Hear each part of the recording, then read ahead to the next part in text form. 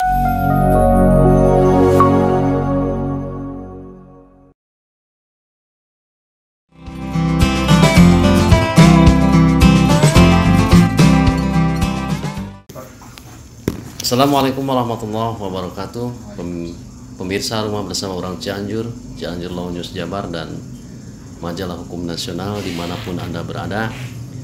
Alhamdulillah pada hari ini kita akan sedikit berbincang tentang isu yang sedang mencuat ya di jagat se-Jawa Barat mungkin ya, karena ada berita-berita yang sangat ekstrim hari ini. Tertanggal 5 ada yang tanggal 2 Oktober, ada yang tanggal dari Cianjur Express itu tanggal hari ini kalau nggak salah nih. Jadi semua media yang akan kami sebut memberitakan tentang di Cianjur Express tentang ratusan ribu warga Cianjur miskin katanya. Ini judul beritanya, di headline-nya begitu. Terus yang kedua di Pipa News juga, daerah paling miskin, koleksi mobil Bupati Cianjur bikin kaget. Terus yang ketiga di Radar Cianjur nih paling menarik juga. Judul beritanya di headline-nya menyebutkan bahwa Cianjur peringkat pertama miskin ekstrim, bupatinya menyalahkan IPM terendah. Nah ini sangat menarik sekali buat kami, mungkin di media Bersama Orang Cianjur juga, Cianjur Law News Jabar dan Majalah Hukum Nasional ingin mengupas sedikit tentang soal IPM yang katanya ekstrim, sangat ekstrim terendah ini. Ini karena sebagai warga Cianjur mungkin berita ini sangat miris ya, menyentuh hati. Bagaimana orang Cianjur akan dipandang, dicap sebagai warga paling miskin terus di Jawa Barat. Ini mungkin yang menggerakkan hati kita untuk sedikit membahas soal ini. Kebetulan kami sudah bertemu dengan narasumber yang menurut kami sangat kompeten di bidangnya, karena beliau ini adalah membidangi dengan memang sedang bergelut di bidang IPM selama ini juga, yaitu Pak Muhammad Sobari. Untuk itu mari kita sapa beliau, bagaimana tanggapan ahli IPM ini menanggapi berita-berita yang saat ini sedang ramai diperguncingkan di jagat medsos maupun di di media-media cetak. Kita sapa dulu beliau, Pak Sobari. Assalamualaikum. Waalaikumsalam. Mudah-mudahan kehadiran kami tidak mengganggu aktivitas Bapak nih. Ya, dengan senang hati menyambut teman-teman, rekan-rekan. Siapa? Gimana Pak? Ini ada yang bisa saya presentasikan? Siap Pak. Ada beberapa pertanyaan yang ingin mungkin pemirsa juga penasaran melalui kami inilah. Nah, di corong ini juga mungkin ada sedikit gambaran mungkin apa sih sebetulnya yang sedang dibicarakan, diperguncingkan saat ini itu.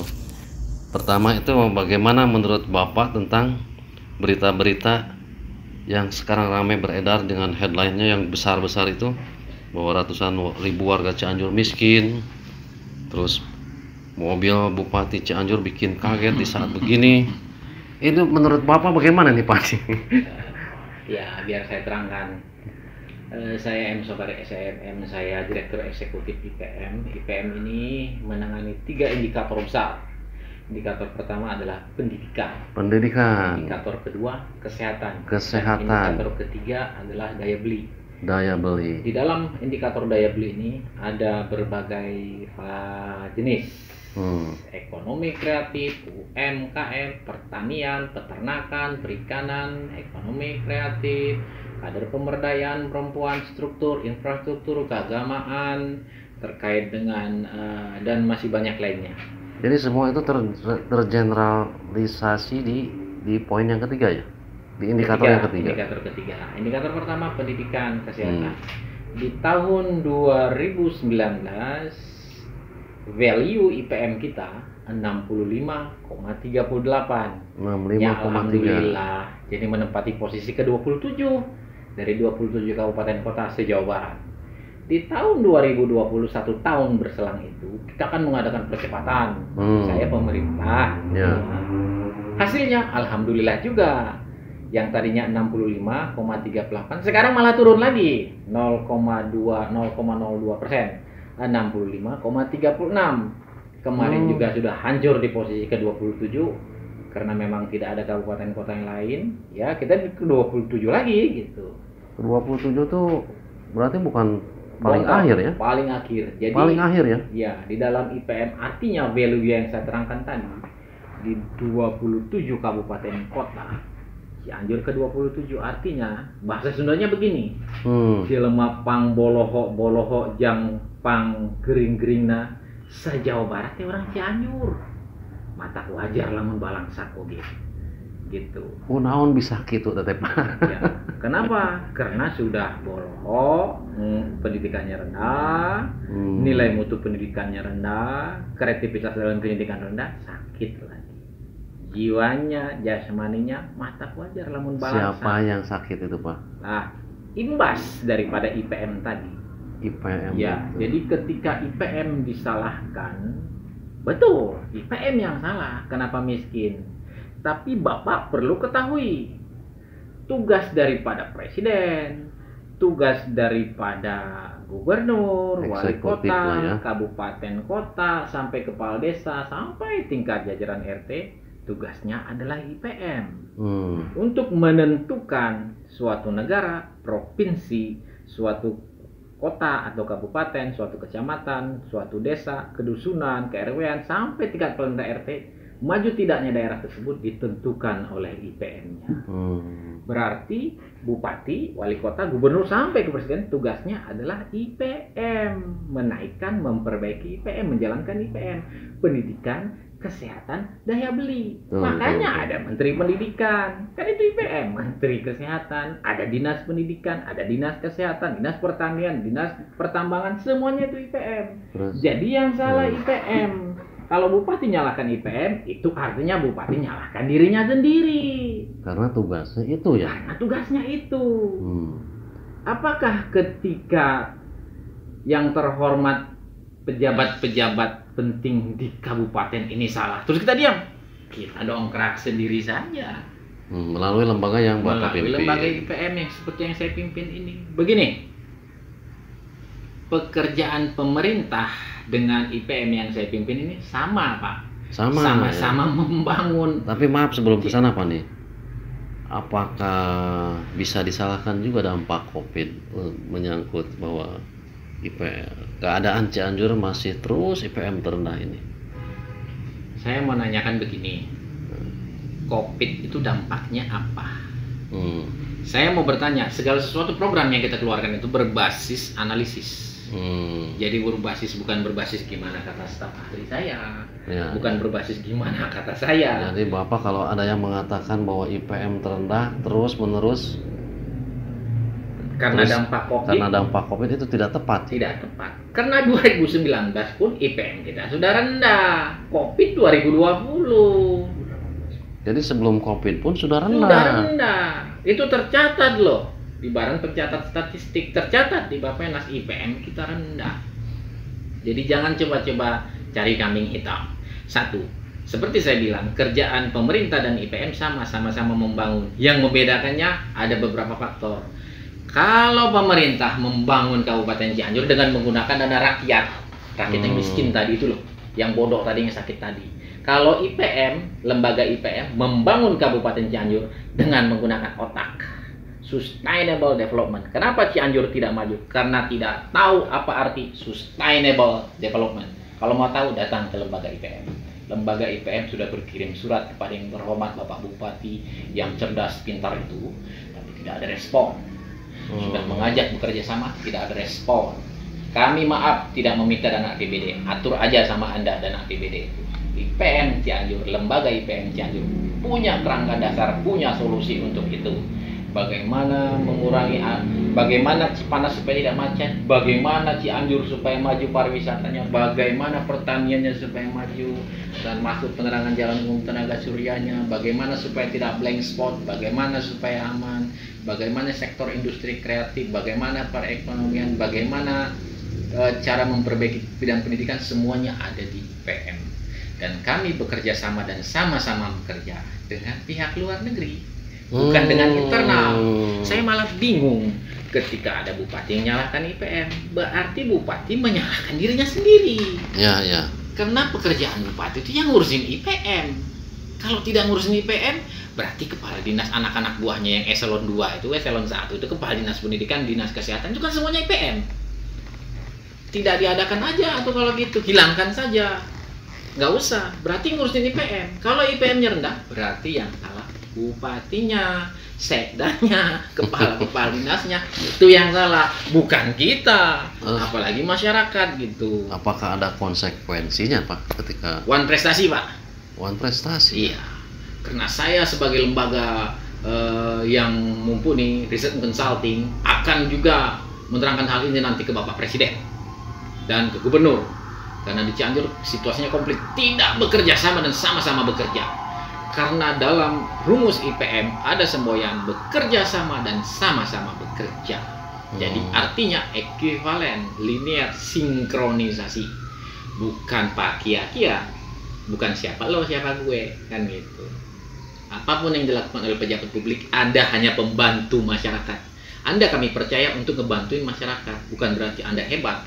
Jangan sok patantang-patenteng, jangan sok menjadi adigung, inohong. Anda itu hanya pembantu rakyat, gitu. Jadi karena betul-betul tanggung jawab kami pun membangun Cianjur dengan versi atau aturan yang tidak melanggar regulasi, menciptakan agreement dengan semua pihak yang dari sektor tadi menjadi leading sektor. Nah, lembaga Bapak ini sudah berjalan dari tahun berapa ini?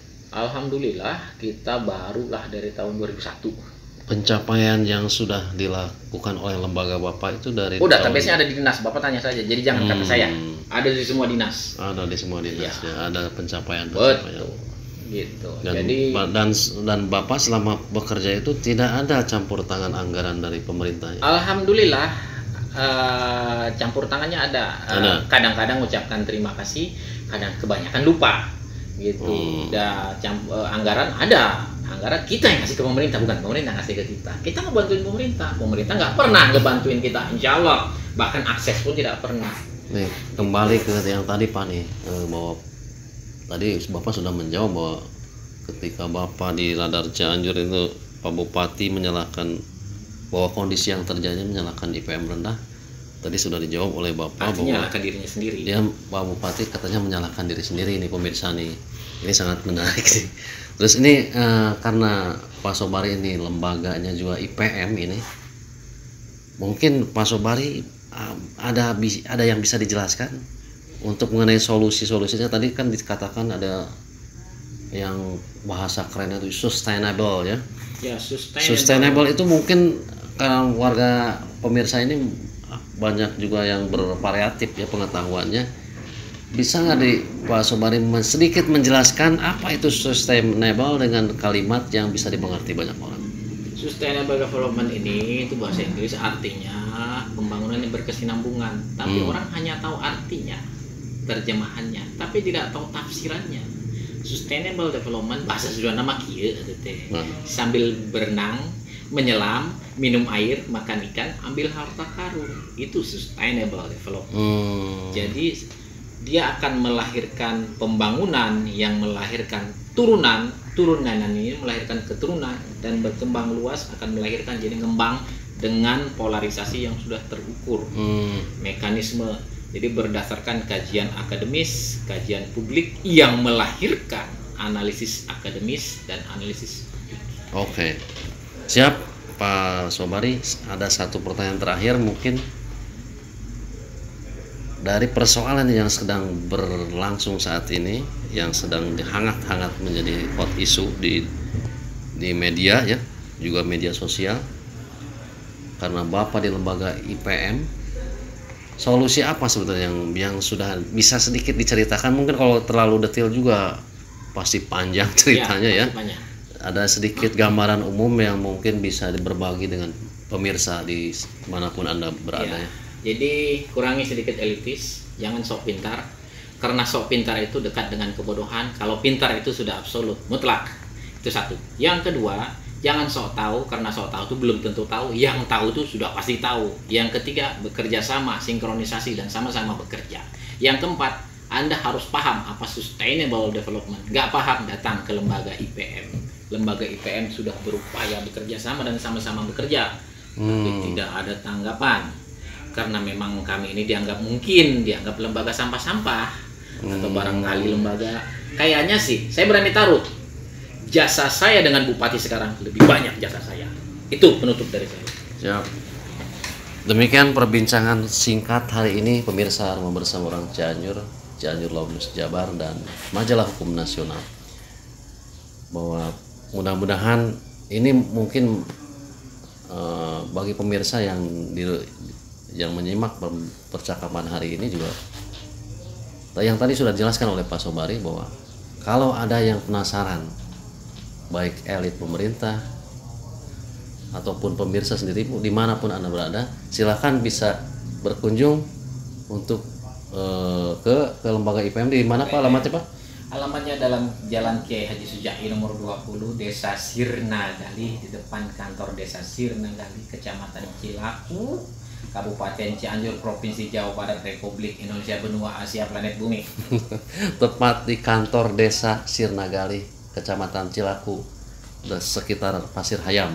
Silakan Anda yang ingin mendetil, menanyakan lebih jauh, silakan datang ke lembaga yang dipimpin oleh Pak Sobari, baik dari elit pemerintah, pejabat, teknis, juga rakyat biasa. Silakan. Mungkin demikian perbincangan singkat hari ini, mudah-mudahan bermanfaat. Kita tutup. Wassalamualaikum.